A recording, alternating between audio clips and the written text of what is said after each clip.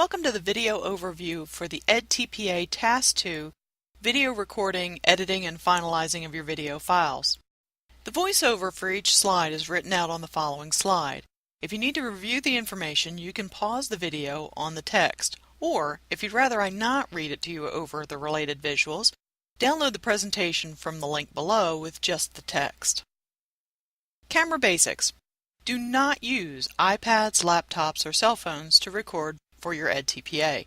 The sound in the recording is an important part of the documentation, and the audio on those devices is not appropriate and will not be good enough to pick up both yourself and the students.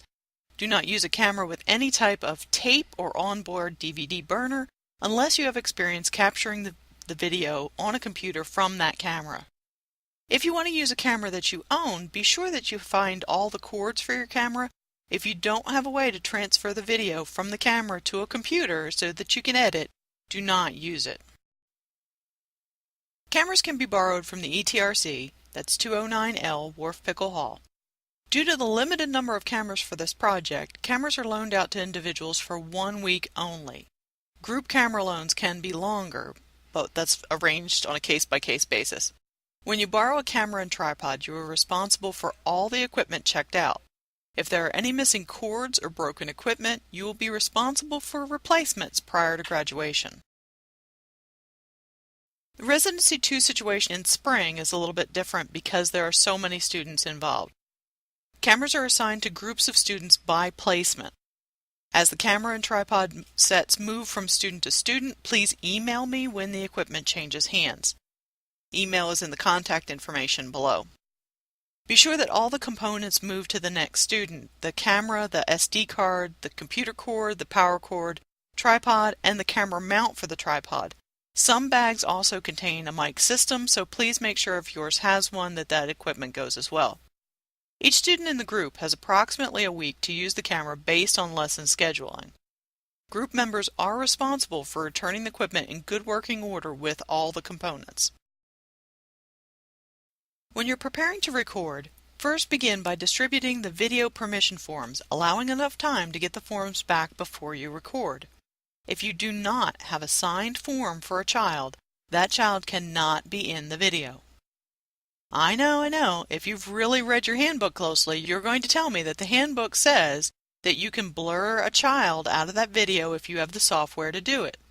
Unless you actually have done this in the past, do not try it now. The process is time-consuming, and it would be better for you to choose a clip with children you have permission to record. Before recording, read Task 2 again, even if you've already read it multiple times, as well as the evidence chart in the EdTPA handbook. The focus of the video is the interaction between the instructor and the students, so both must be clearly understandable in the recording. Since the mic system that comes with some of the ETRC cameras is only going to pick up the instructor clearly, it is not recommended in most cases. Most of the time it is much better to find a central location for that camera rather than use that mic system. The battery in the camera should last for 1 hour and 30 minutes on a full charge, but the battery life is going to vary. It's recommended that you plug the camera into a wall outlet. Do not create a tripping hazard in the classroom to plug in the camera. Place the camera and the tripod in a central location away from potential sources of noise such as fish tanks, heating cooling units, refrigerators, anything that's going to create some type of random burst of noise. Your video will not be perfect.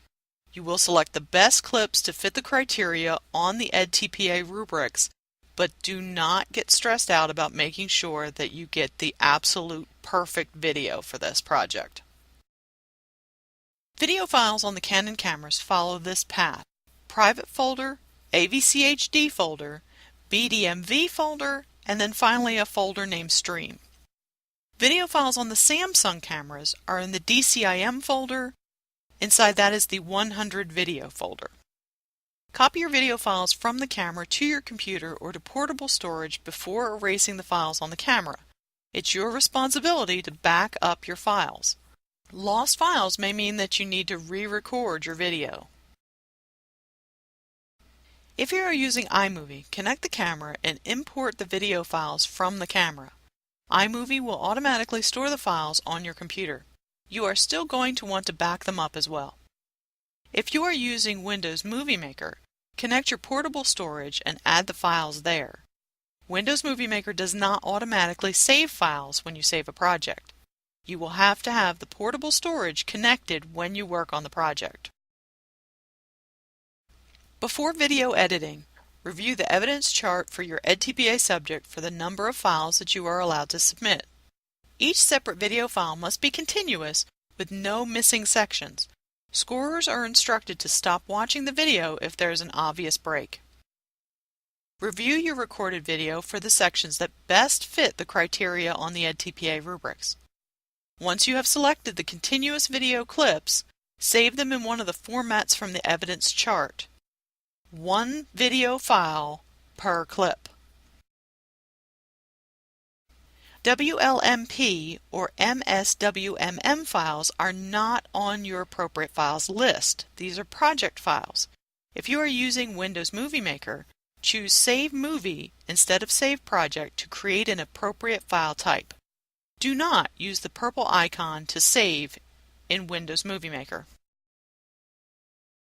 This has been a brief overview of the information you will need to record your video files for the EdTPA project. Additional information can be found on the sites linked below. If you have any questions, please contact me using the email or the link below. Thank you for watching, and best of luck on your EdTPA.